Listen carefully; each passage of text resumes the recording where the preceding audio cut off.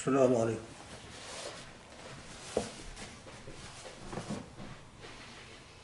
الله أكبر الله أكبر الله أكبر الله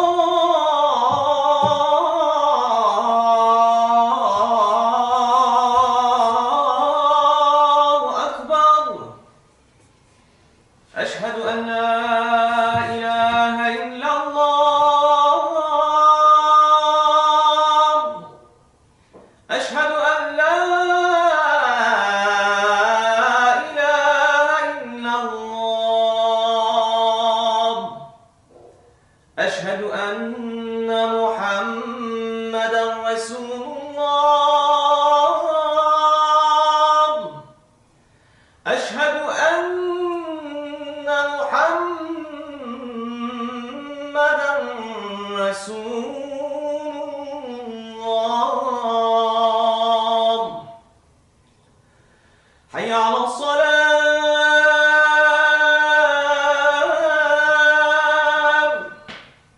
حي على الصلاة.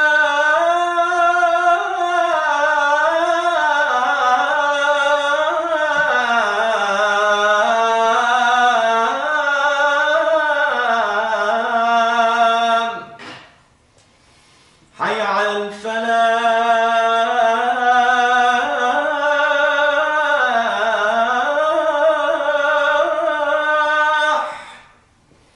حي على الفلاح.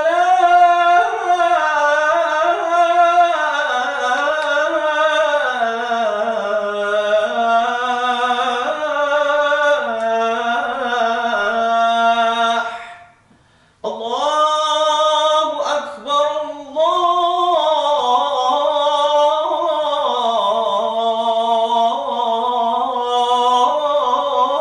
الله أكبر. لا إله إلا الله. وصلى الله على سيدنا محمد وعلى آله وصحبه وسلم. بسم الله الرحمن الرحيم.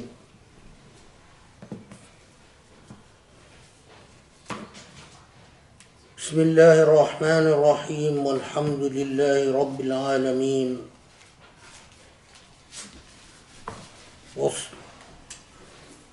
وسبحان الله العلي العظيم.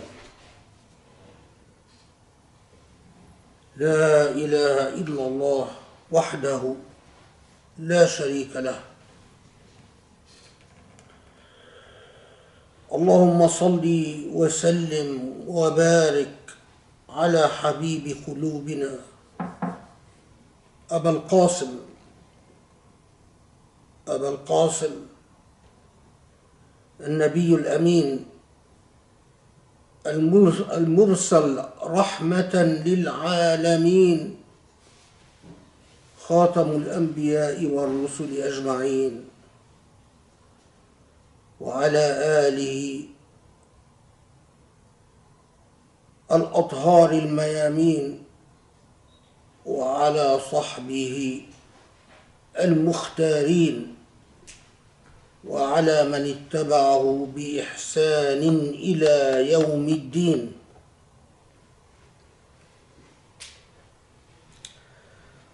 اللهم يا رحمن يا رحيم، اللهم اهدنا فيمن هديت، وعافنا فيمن عافيت، وتولنا فيمن توليت، وقنا واصرف عنا شر ما قضيت، فإنك سبحانك تقضي ولا يقضى عليك، وإنه يا رب يا الله يا رب لا يذل من واليت ولا يعز من عاديت، تباركت ربنا وتعاليت. نستغفرك يا رب ونتوب إليك، ونؤمن بك ونتوكل عليك ونشهد أن لا إله إلا أنت عليك توكلنا وإليك أنبنا وإليك المصير.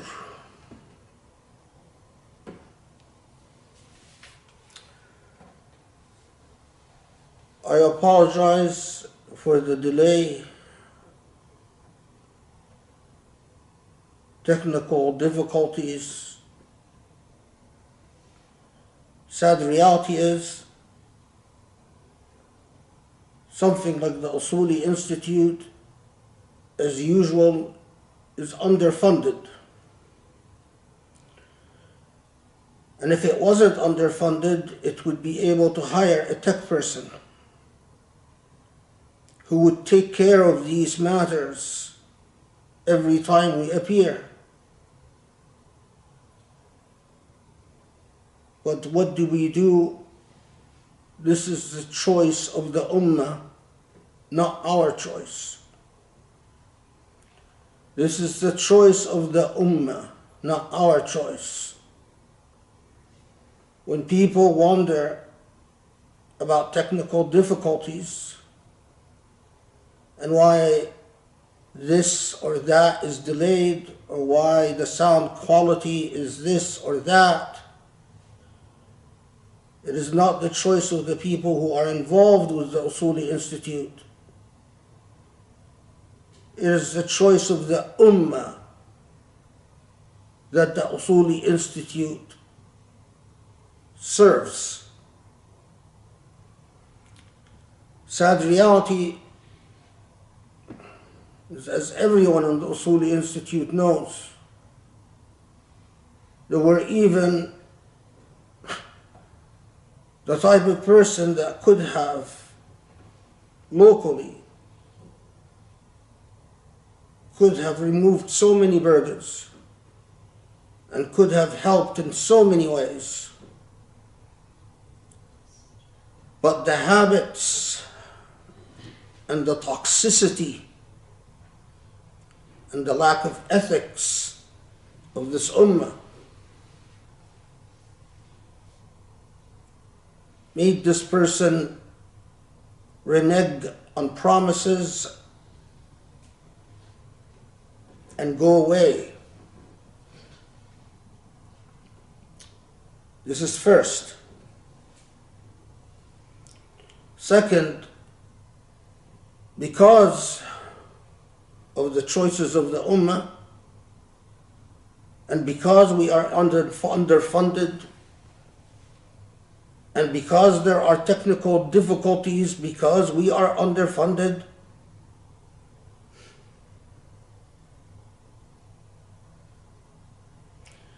you missed the first adhan, an adhan that was so beautiful that it brought tears to my eyes.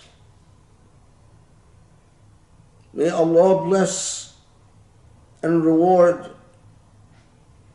Shayan Parsai, the man with the golden voice, who after all these years brought tears to the eyes of a hardened heart with his adhan.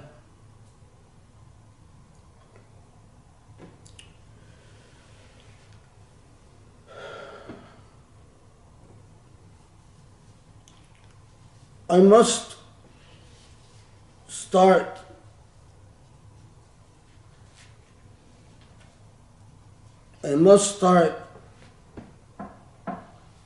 by following up on the previous khutbah. The previous khutbah, which as Usuli khutbahs go, did in fact get the most views in our history. But because this is the Usuli Institute, this doesn't mean 100,000 or 200,000 views. It means, walillahi alhamd, a couple of thousand views.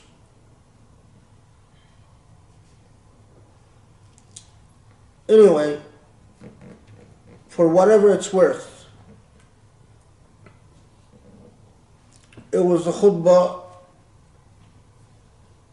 that got the most engagement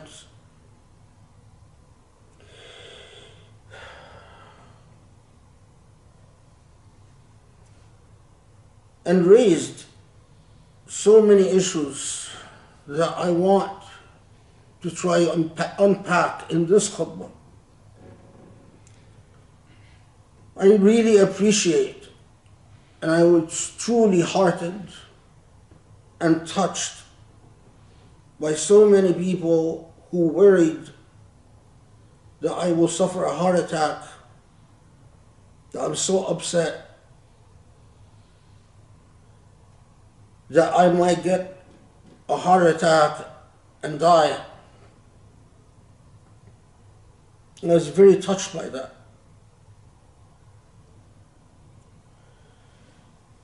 Now, of course, there were these people who raised the typical question you always hear. Yes, your anger is justified. We understand that you are very upset. We are all upset. But we need to know what to do. You need to help us understand what to do.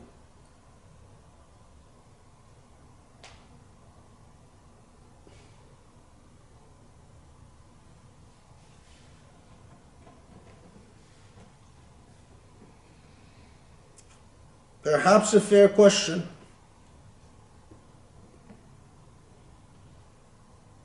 but let us take it step by step, analytically, so that we can take a good look at ourselves and at our thought processes and at who we are as a people.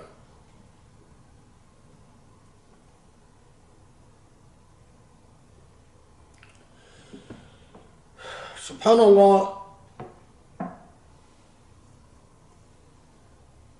I had an opportunity to see a video, short clip. I don't know how many of you have seen it. It was a clip that was not shown on many mainstream media platforms.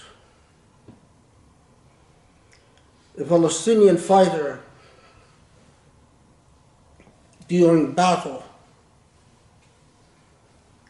receives a bullet in the back.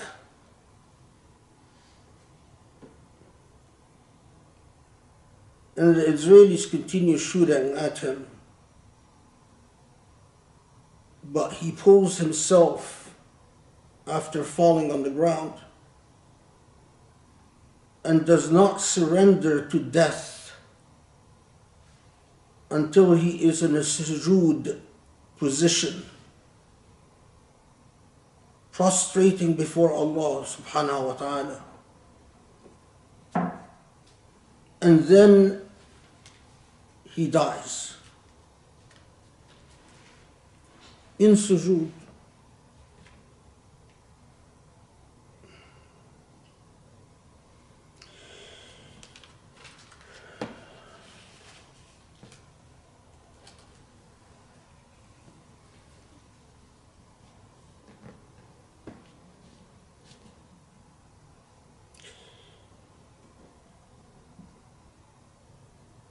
It reminded me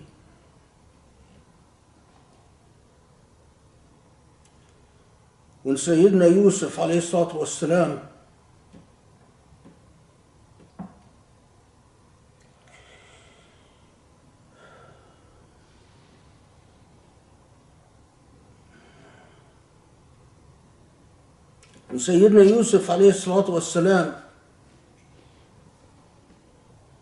is confronted with an act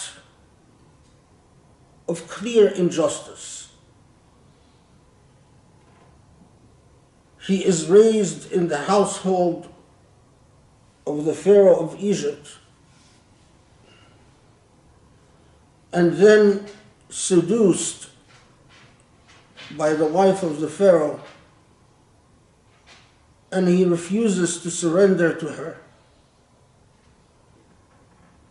And although his innocence is proven, although the Pharaoh, when he walks onto the scene and she accuses Sayyidina Yusuf alayhi salatu wasalam of assaulting her, and although there is a council and a discussion and a review of the evidence, and it is concluded that he is innocent and she is guilty, he is sent to prison.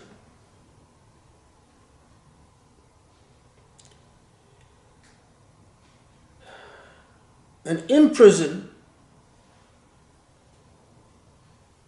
after he has the ability to demonstrate a God-given talent to tell you what your dreams mean and what they predict,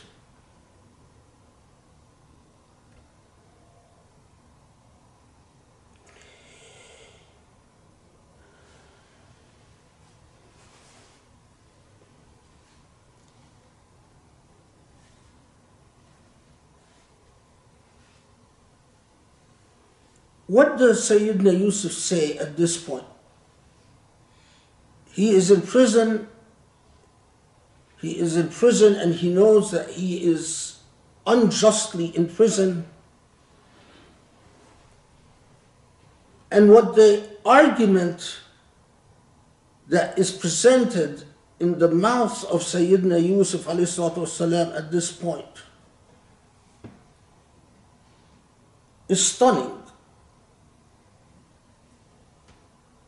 Because he says, يا صاحبي السجن أرباب متفرقون خير أم الله الواحد القهار ما تعبدون من دونه إلا أسماء سميتموها أنتم وآباؤكم ما أنزل الله بها من سلطان.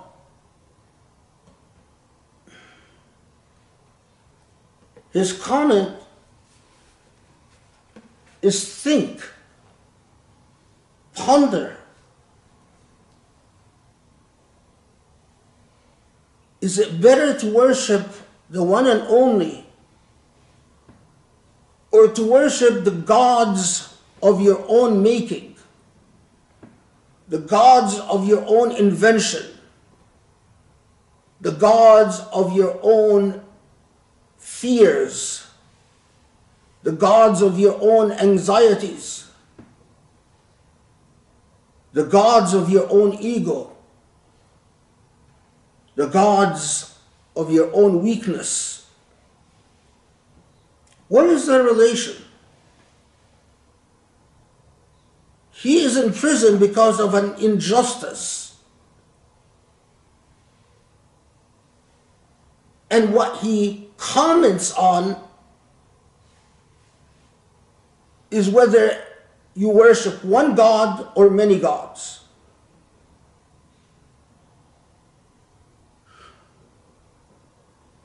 The answer is the man in Gaza that stood resisting unjust, unlawful occupation until he is shot in the back and does not die until he crawls in a position of sujood. Why? Think. Sayyidina Yusuf alayhi salatu wasalam knows that when you worship one God, then the matter is clear. Surrendering to injustice, surrendering to tyrants, surrendering to oppression is arbabun mutafarriqun,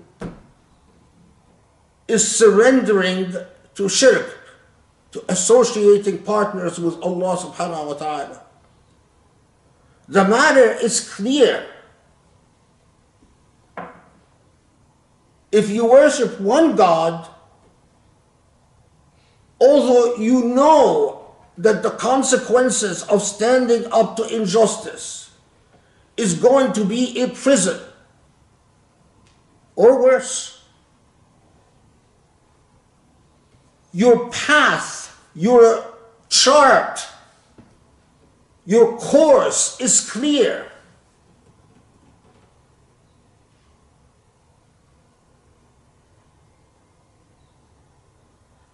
The Muslim ummah no longer worships one God, and that is the problem. That's precisely the problem. The Muslim ummah worships tradition. The Muslim ummah worships themselves.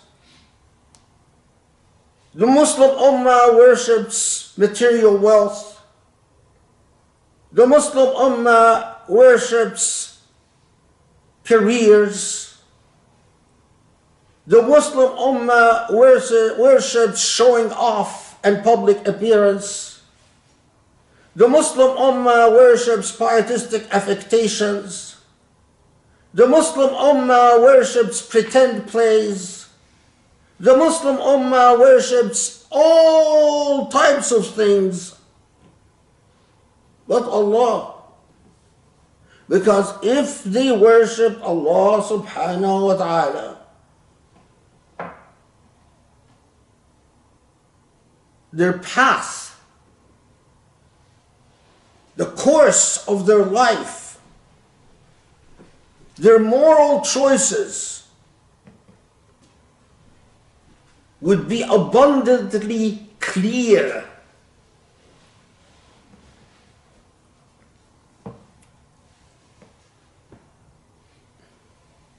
Listen.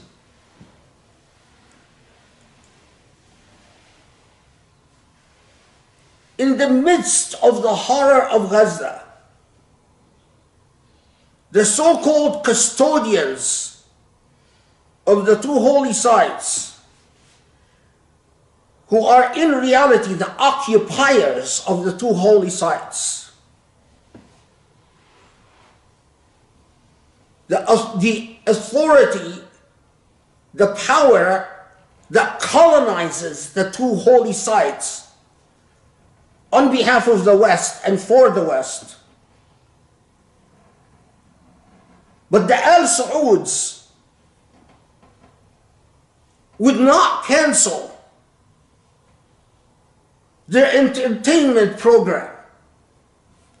What many of you do not know, that Arab artists, including Egyptian ones, who told Saudi Arabia, we can't possibly come and sing and dance when the slaughter is happening in Gaza. We don't want to embarrass you, we don't mean anything by it, but please understand we can't. Please, we'll come next year, we'll come next time, but just not this time. Saudi Arabia was brutal in punishing all of these artists, including the Egyptian ones. Saudi Arabia basically said, what? هتعملها علينا? You're going to pretend like you're all that? even to the point that some of them, the occupiers of the two holy sites, had the Egyptian authorities teach them a lesson. No dignity. How dare you have an opinion? How dare you take a position? These are facts. And everyone knows it. Now compare that to the position of the Christian church when it canceled Christmas festivities. And you know what Christmas festivities is to the Christian church in Palestine and all over. I was extremely embarrassed as churches all over in many parts of the world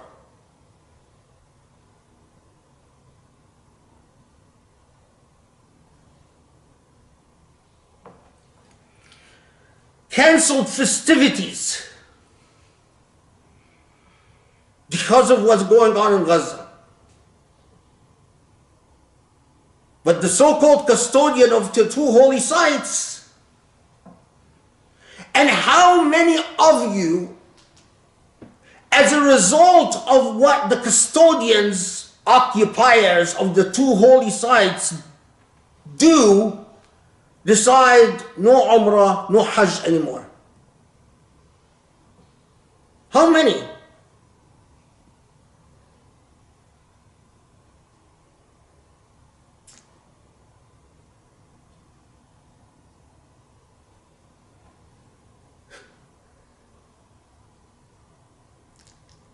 Just recently, South Africa filed a well-documented, thoroughly documented, stunningly written complaint against Israel in the International Criminal Court, accusing Israel of committing a genocide under the Genocide Convention. Not a single Muslim country did the same.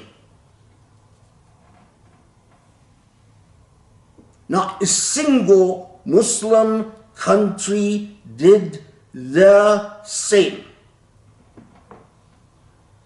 There have been filings not as remarkable as what South Africa just did by South American countries.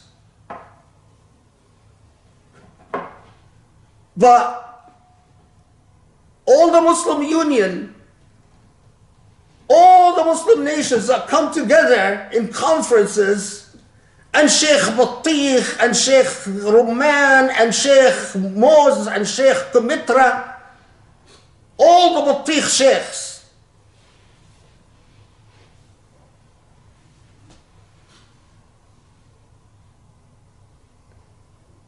and yet, how many of you decided to take a resolute stand against the colonizers of the two holy sites, or a resolute stand against the Emirat, or a resolute stand against Sisi of Egypt, despite the remarkable fiery khutbah? Some of the people who said, well, tell us what to do, belonged, are members of the Islamic Center of Southern California. The same center that banned me for speaking the truth about Sisi. The least they can do in response to the khutbah is resign from the Islamic Center of Southern California. The least they can do is go to this establishment and say, we will not stand for this anymore. Al-arbab mutafarriqun. One God, or all the crap and nonsense that you worship, your egos, your image, your little games, your theater plays. This is what I'm talking about. This is what I'm talking about. Okay, fine. After this fiery khutbah, Zaytuna. And what do you know what is Zaytuna? Has its usual gathering. Tons of people in attendance. Hamza Yusuf gets up there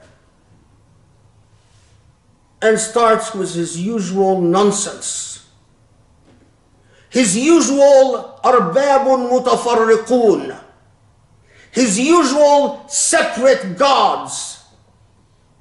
Not a stand for justice, not a position for morality and ethics, but compromise. And I don't know what he call it. Vanilla, batikh, I don't know what. Well, you know, sometimes in history you have to suffer injustice silently. It's not forever, you know. I'm sure that's the implied thing, that he didn't say it. That it implies, you know, the end of times will come and then God will take care of it. People started hooting. People started jeering, demanding that he leaves the podium. And what did Zaytunas do? Oh, people, brothers and sisters, respect the Sheikh. Don't forget, you have to respect the Sheikh. And the little games they play. طلع البدر علينا من سريات الوداع وجب الشكر علينا ما دعا لله داع أيها المبعوث فينا جئت بالأمر المطاع جئت شرفت المدينة مرحبا يا خير داع. Oh, little children, let's sing, let's forget Gaza to respect the Sheikh. And the best thing that Zaytuna does, immediately, Hamza Yusuf, unlike the Usuli, has an army of editors and tech people. Immediately, they started editing his miserable, embarrassing lecture, so that you can only listen to little clips here and a clip there. You can't even access the full thing unless you knew someone who was actually filming and taping it, who was present. But what is the problem? The problem is that Zaytuna didn't happen overnight. It is a phenomena. It is a phenomena. Millions of dollars was wasted by batikh vanilla people on Zaytuna, on Yaqeen, on I don't know what, and I don't know this, these little playthings, theater organizations where pretend people come to do pretend things so we can feel successful and effective.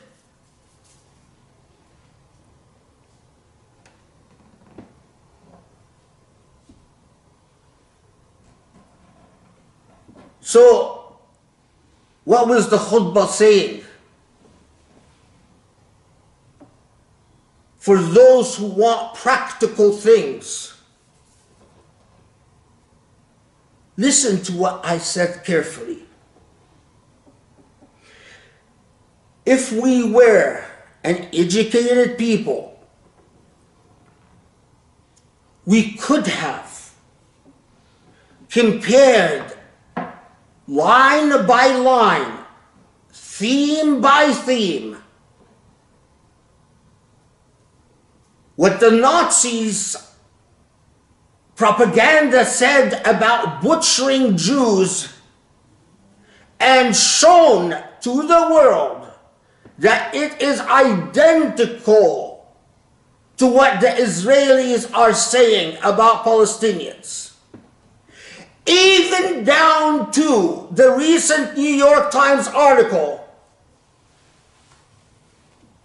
about verified sources about Hamas raping women, cutting off their breasts, playing ball, tossing the cut off breasts to each other, even down to that.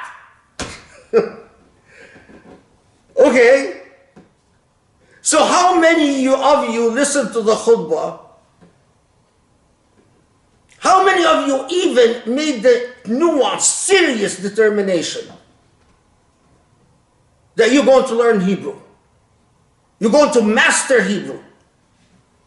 You're going to learn German. You're going to master German. How many of you made the resolution? Okay? Maybe I don't have time to do it. Maybe I'm not talented in language. I'm going to pay the Usuli Institute enough because they know who are the experts out there who can get this done. And how many of you decided, okay, I am funding them so that they will have enough money to hire not just a tech person, but to fund scholars, to give fellowships to graduate students, poor Muslim students who finish their doctorates and can't find jobs. How many of you decided we're going to give them enough money so they can hire a team of scholars in residence who basically have tenure in the Usuli Institute? How many of you decided after this khutbah in what do we do that you are quitting the Islamic Center of Southern California forever? How many of you decided you are quitting Zaytuna forever?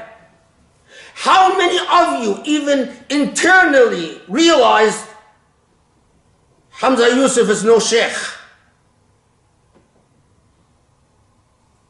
Not in my book. How many of you decided to take a resolute stand about the colonizers of the two holy sites? How many of you, I can keep saying and I keep going. The problem is not whether I have a heart attack. Who cares? Tuz. The world loses nothing if Khalid Abul Fadl drops dead. Seriously.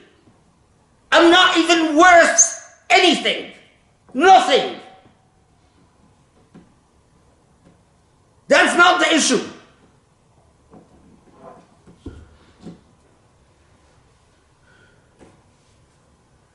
That is not the issue.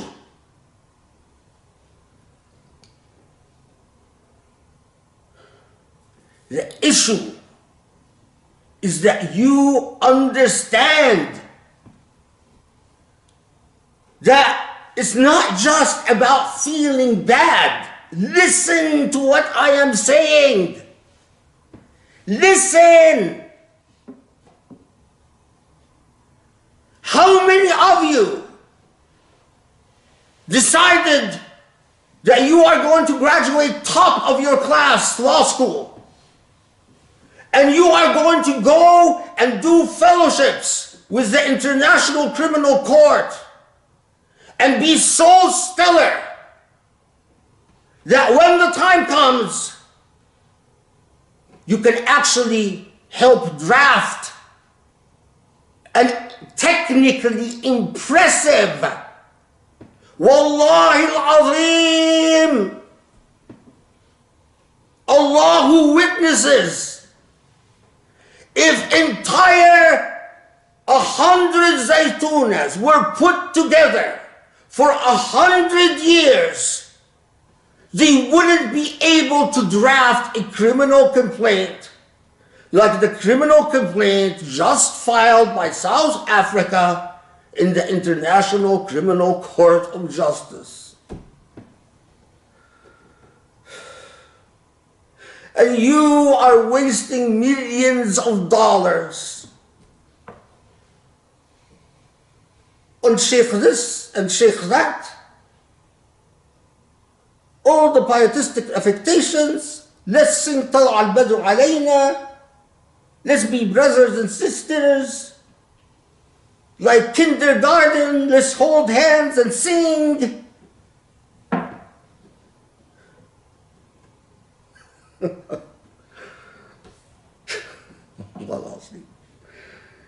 Kindergarten.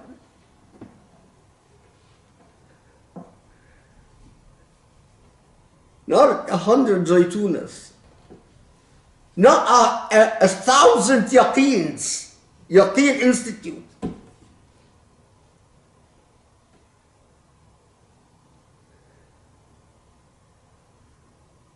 Oh, I'm sorry, hold on. Not yaqeen. I apologize. I didn't mean yaqeen actually. I was talking about Bayan Institute. I actually respect Yaqeen Institute, and I respect what they've done. I respect their stand on Palestine. So I'm not talking about Yaqeen, I'm talking about Bayan. Not 1,000 Bayan Institutes.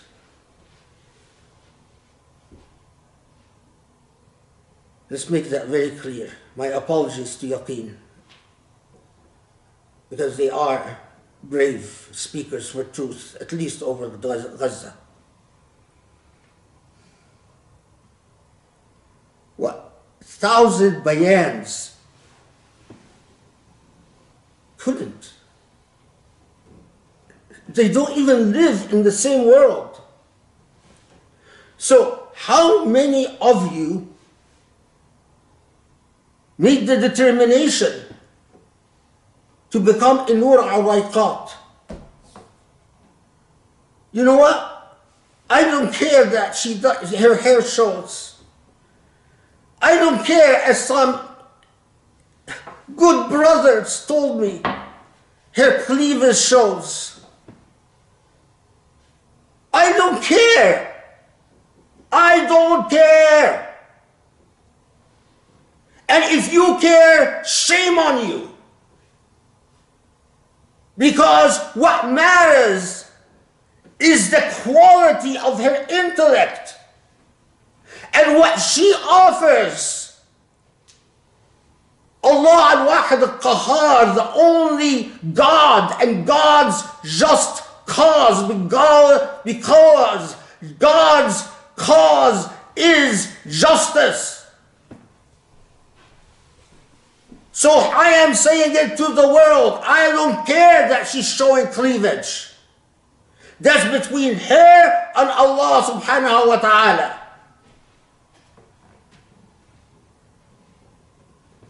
But I ask you, how many of you are going to hear this and be scandalized and say, oh my God, he said the word cleavage, as if, you know, and I know, that we live a very secret life.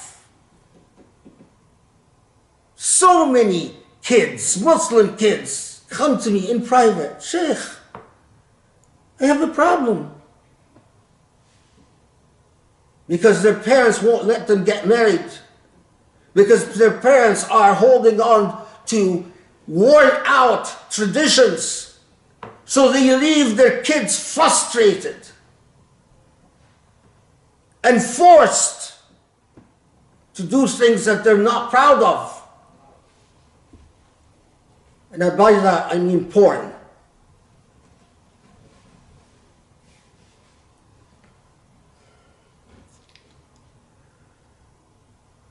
You want to know, you want to understand the Muslim mentality?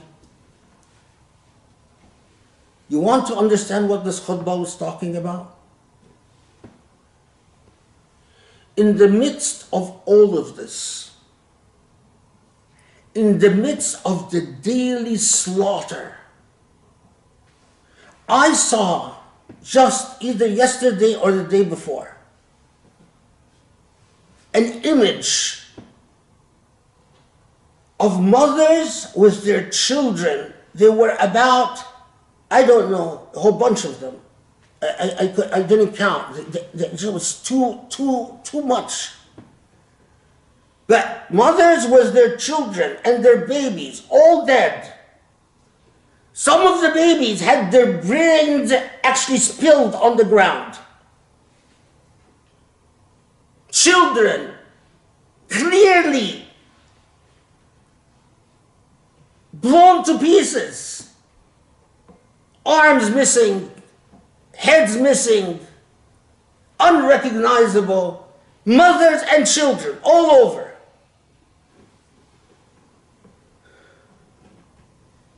And in the midst of this misery,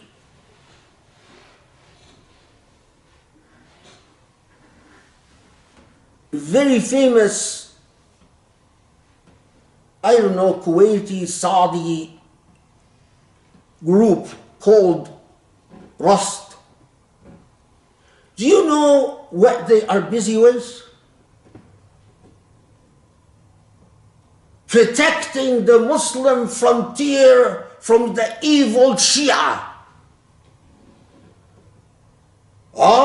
You know, the ummah, while it's paying attention to what's going on to Gaza, the Shia are trying to invade from behind and below. So do you know what they do to protect the ummah from the evil Shia? Although the Quran taught them, وَلَا تَجَسَّسُوا, don't spy, they break into the private phones of Shia citizens in Kuwait, in Iraq, in Saudi, and look through their private phones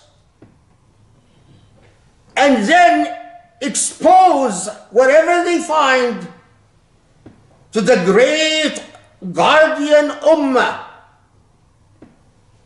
So I listened to this entire thing of some Shi'i school teacher who was obviously flirting with a woman, obviously trying to get a date with this woman. Obviously they were talking about Maqam al-Hussein and praying for the maqam, for this person, for each other in the Maqam. They were flirting. They were getting it on. But they exposed him. And they said, look what we found on his phone. Isn't it this proof of the evil Shia and their hypocrisy? As if. We all know about Sunni, even in the US. Sunni shuyukh and their secret marriages. We all know about what goes on behind the scenes. We all know about the hypocrisy and the duplicity, and oh my God, I can go on and on. This is our problem, the Shia. This is what we're fighting The Shia are fighting in Lebanon. The Shia are taking a stand in Yemen. And the colonizers of the two holy sites are funding organizations to break into the phones of Shia citizens and expose them.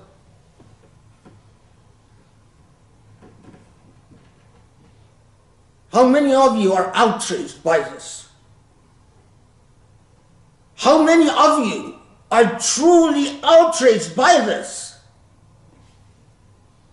How many of you are prepared to learn the truth that the Shia don't have a hidden Quran, that they don't believe in some Quran that is secret and only them know about it, that not all the Shia slander or insult Aisha radiallahu anha. And honestly, even if they did, I would not care at this point, because these butchered mothers and their children are more important. Get it, understand it, even if they did. That makes me a pariah? Some of you, many of you, most of you, all of you are going to decide, that's it, no more carbon funk. I don't care. I don't care, honestly, I don't.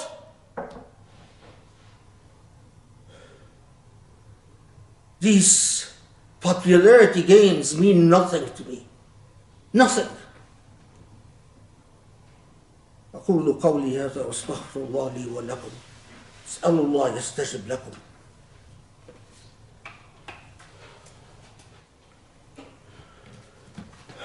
بسم الله الرحمن الرحيم. الحمد لله رب العالمين، وسبحان الله العلي العظيم، والصلاة وأشرف التسليم على حبيب قلوبنا أبا القاسم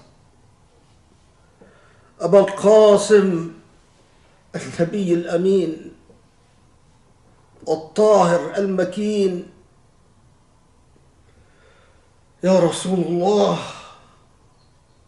تولنا يا حبيب، خذ بأيدينا يا حبيب، يا محمد يا نور عيوننا، يا روح قلوبنا، أفضل الصلاة والتسليم عليك يا طاهر يا أمين.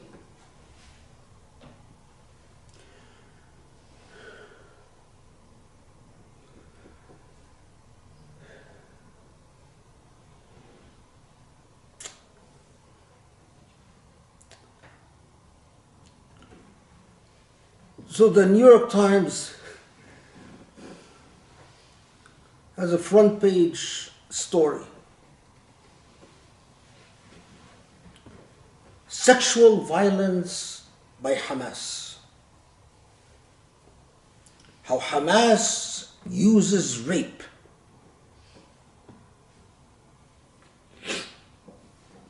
Now, of course, we all saw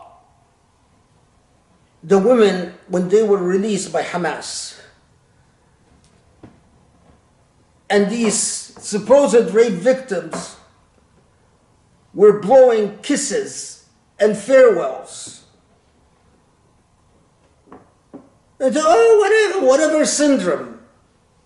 Where apparently this syndrome only works one way.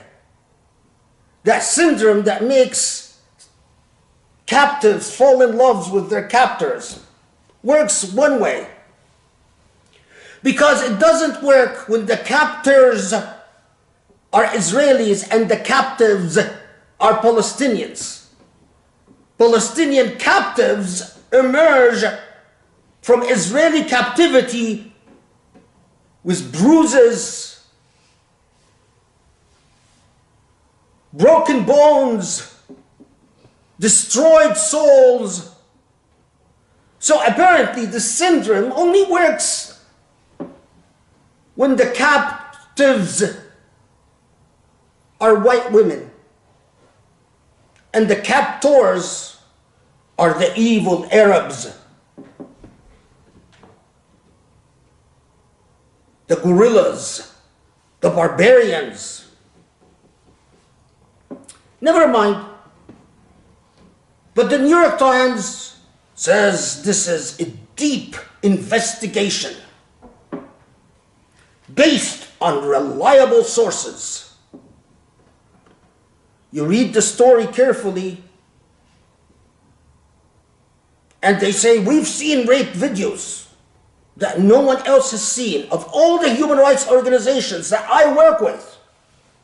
And I know very well all the human rights organizations haven't seen these rape videos. The International Criminal Court, Israel, could have submitted these rape videos to the International Criminal Court to have the International Criminal Court hand down indictments against Hamas members, but they didn't. They didn't. Because they don't exist, New York Times. And you know they don't exist. They say there were women, Hamas sliced off their breasts. Where are the pictures of these dead women with sliced off breasts? Again, Amnesty didn't see the pictures. Human Rights Watch didn't see the pictures.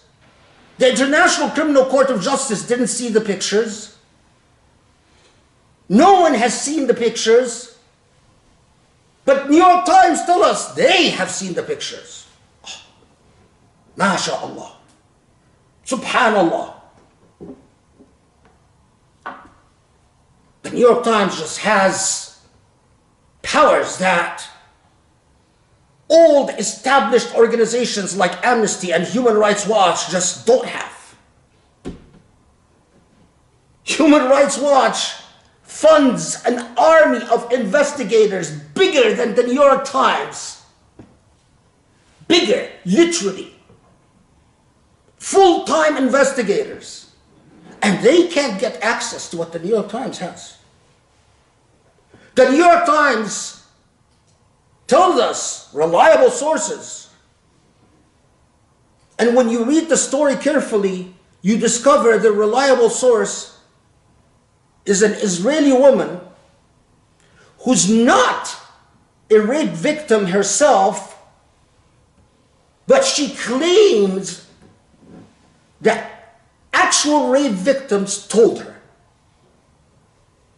You read the story carefully, none of the allegations are actually made by an actual rape victim. Wow, what impeccable journalistic standards. Whoa, I am so impressed. Just because of this article, I renewed my subscription to the New York Times because I was just blown away by how deliberate and careful and just exacting they are. If people would have listened carefully to my khutbah,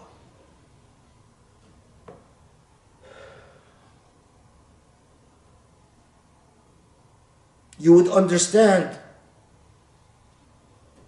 that 1,000 bayans and 1,000 zayatunas is not going to be able to respond to even make a dent in something like the New York Times article.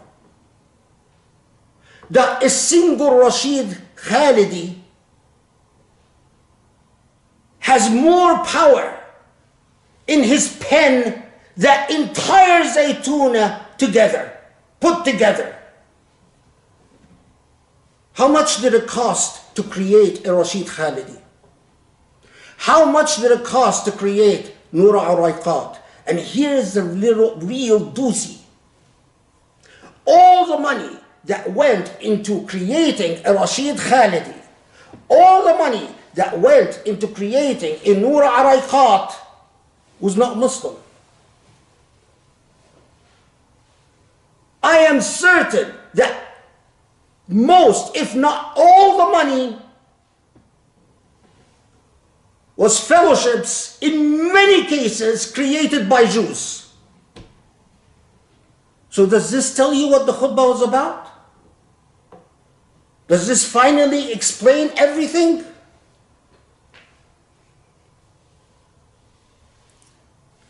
I am talking about Muslim capital. I am talking about Muslim ignorance.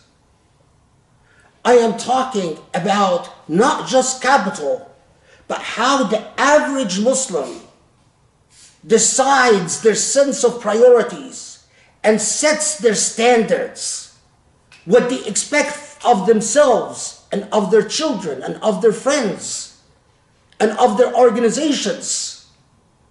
Khalid Abu Fadl, and let's be very frank, Khalid Abu Fadl will never be invited, not in a million years, to an Islamic conference, any of the Islamic conference, even people who don't necessarily hate me like ummatics or whatever. Never. Why is that? Maybe Khalid Abu Fadl, maybe, is just too ugly. Yeah, possible. I mean, I haven't looked at myself in the mirror. Maybe Khalid Abu Fadl is just obnoxious and unpleasant to be with. Maybe Khalid Abu Fadl is a secret Shi'i, a Mu'tazili, a liberal. Maybe. But also consider the possibility that Khalid Abu Fadl is just too truthful. Just consider the possibility that we are not accustomed to that type of truth in our gatherings, in our spaces.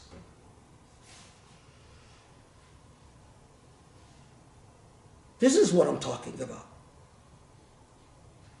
And why can they get away with this? It's because of you. There aren't enough of you demanding that Khalid Abu Fadl exist in this space. There aren't enough of you saying, I will not attend unless you bring people like Khalid Abu Fadl that are truth speakers. So all these people that keep asking me what to do, please listen to the khutbah again. Listen to this khutbah. Think. Be honest with yourself. My life or death are insignificant. Truly insignificant. So don't worry yourself about whether I'm going to have a heart attack. If it happens, alhamdulillah. If it doesn't, alhamdulillah. It's all the same to me. And it should all be all the same to you. اللهم اغفر لنا اللهم اعف عنا اللهم ارحمنا يا رب العالمين اللهم انصرنا يا الله اللهم اهدنا لأقرب من هذا رشدا. Allah have mercy on us, have compassion on us, Ya Rabb. Allah guide us to the straight path, the path of Tawheed, the path of justice. Allahumma ya Rabb al-Alameen. Be with the people of Gaza. Be with the Palestinians. Allahumma aid them, Ya Rabb. Aid them. Support them. Give them victory. Now and forever. Ya Allah, Ya Rabb. Don't abandon them. Don't punish them by the faults of their fellow Muslims who are hardly Muslim at all. Ya Allah, Ya Allah, Ya Allah, temper your wrath for the colonization of the two holy sites and the occupation of the third site. We have failed you miserably. We have failed you in every way. Grant us the insight for liberation, for freedom. If not us, our children, or the children of their children, or the children of their children. Ya Rab, wa aqim as-salah.